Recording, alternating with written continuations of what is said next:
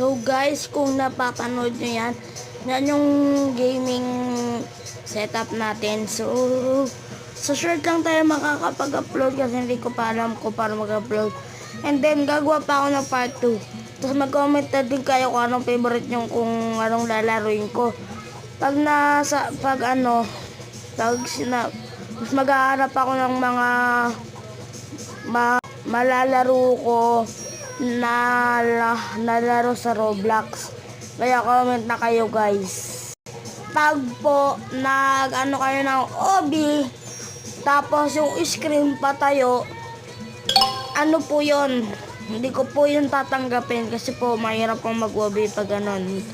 So enjoy po kayo sa video na yan. Bye, God bless you. Subscribe na din kayo guys. At may isang account ako, nyo na din ako subscribe. Bye, 101 subscribers.